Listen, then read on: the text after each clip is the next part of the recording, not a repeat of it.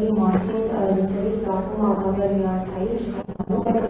քույրերի մեջ եք հայտնվում եւ հետաքրքիր է նաեւ այն, թե ինչ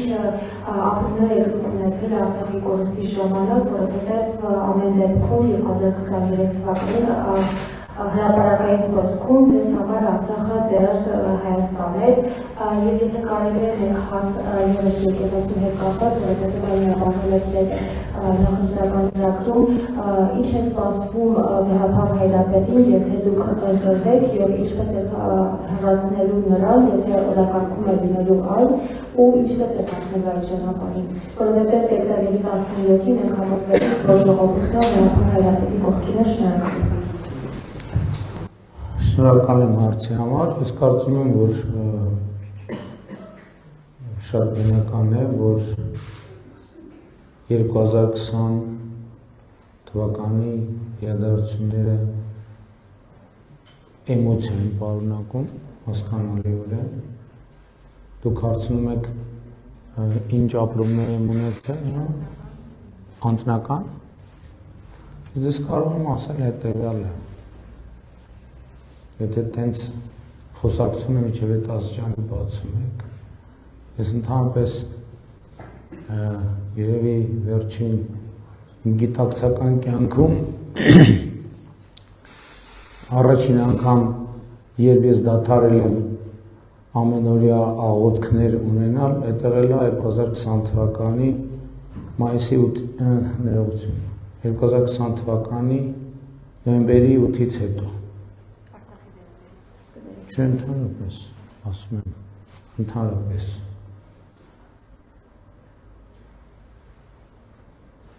Հետո դրանից հետո երկարատև ծոմ եմ պահել։ Ասենք օրինակ մի շաբաթ ոչ հաց եմ կերել, ոչ էլ ջուր եմ խմել։ Եթե դուք հարցնում եք իմ էմոցիաների մասին, այդ են եղել իմ էմոցիաները։ Եվ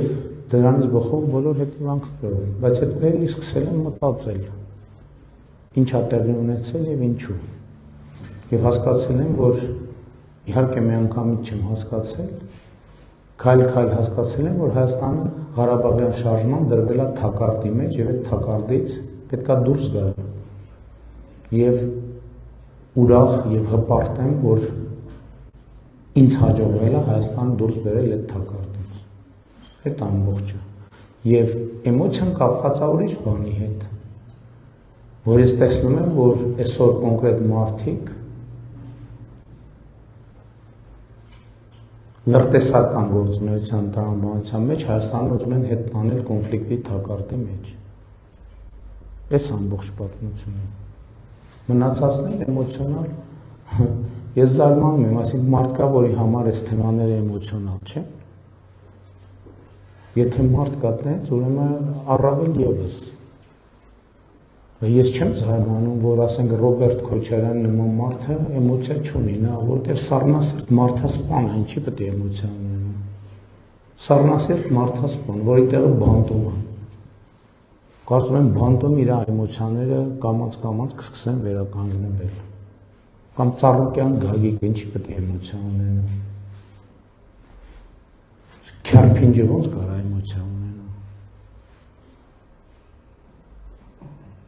Կամ կալուգացի օլիգարխ ինչի պետք է էմոցիա ունենա, արհեստական ինտելեկտը էմոցիա ունի։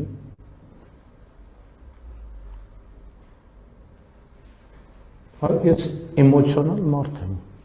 նորություն է ձեզ համար, ինչի ես ընդդիմադիր պատգամավոր լինելու ժամանակ էմոցիոնալ չեմ եղել, լրագրող լինելու ժամանակ էմոցիոնալ չեմ եղել, ընդհանրապես մարդը էմոցիոնալ եղավ, ես չեմ պատկերացնում մարդը առանց էմոցիայի, առանց էմոցիայի մարդը կամ տախտակա կամ քյարփինջա։ Եվ ցավոք սրտի մենք քաղաքական դաշտում տեսնում ենք այդպիսի բութ գործիքներ, որոնք օգտագործվում են տարբեր ուժերի կողմից։ Հա, քանի որ հարցը կապեցիք հայաստանյան առաքելական եկեղեցու հետ, ամենաբանը զվարճալին գիտեք որն է, որ հայաստանյան եկեղեցու առաքելական Սուրբ եկեղեցու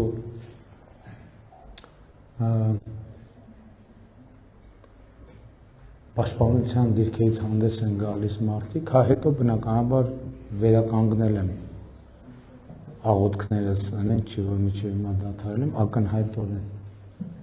Ես նկատի ունեմ դա ինչ-որ տեղի ունեցել մեծ էմոցիոնալ շոկ ա եղել ինձ համար, ինչպես նաև համոզված եմ շատերի համար։ Եվ ինչ այլոց, այդ առիթով եմ ես, եթե բացվում ենք, այդ առիթով եմ ես սկսել սաղմոսները անգիր սովորել։ Որովհետև այդ հոգևոր դատարկությունը լցնելու անհրաժեշտություն եմ ունեցել։ Հայաստանյա Ծառաքելական Սուրբ Եկեղեցու մասով ամենազվարճալին գիտեք որն է, որ Հայաստանյա Ծառաքել, ասենք օրինակ այսօր նայենք այդ եռագլուխ կուսակցության լիդերներից, ես համոզված եմ իրանցից ոչ մեկը ավետարաններից գոնե մեկի գոնե կեսը չի կարդացել, գոնե կեսը։ Ես համոզված եմ իրեքին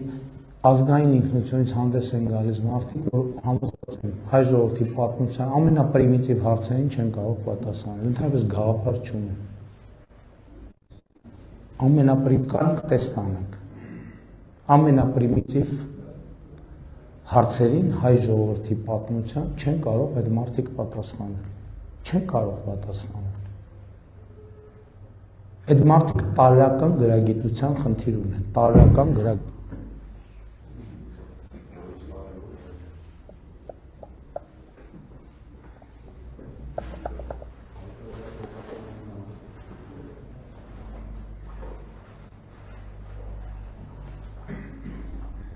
Ռոմանոսը ու է։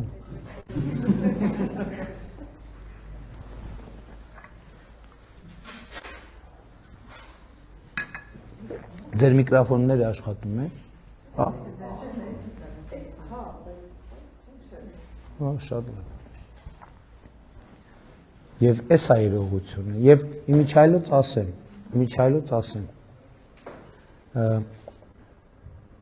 Ու այս մարդկանց բնականաբար շատ կոմֆորտ է կաթողիկոսի պաշտոն զբաղեցնող այն անձը, որը հենց Աստվածաշունչի երևի կիսատ պռատ կարդացել է։ Նրանց համար, ովքեր ոչ մի ավետարան, ավետարաններից ոչ մեկը, ես գրած եմ գալիս, գնացեք Սամվել Կարապետյանին, Գագիկ Ծառուկյանին, Ռոբերտ Քոչարյանին, ընդ որում հիմա ասում եմ, երբ հանդիպեք հարցրեք, ասեք Աստվածաշունչը, ավետարանը եւ նոր կտականը, ինչով են իրարից տարբերվում։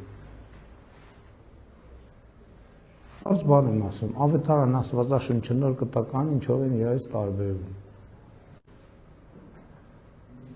Իսկ հիմա ուշքից կգնան, որ այդ հարցը տակ։ Կոգնիտիվ դիսոնանսի պատճառով։ Ու Կտրիչ Ներսիսյանի նմանը, որը կիսատ պռատ կարող է կարդացած լինի Աստվածաշնչի 2/3-ը, շատ խորը հոգևոր տպավորություն է թողնում այդ մարդկանց վրա, համոզված եմ։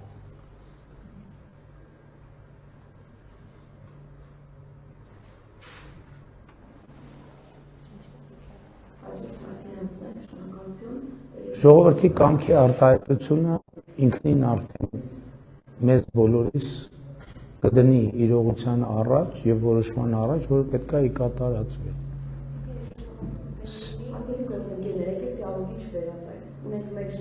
Ցանկացած բանի, որ ժողովուրդը դեմ լինի, ուրեմն չի լինի, ցանկացած բանի, որ ժողովուրդը կողմ լինի, ուրեմն կլինի։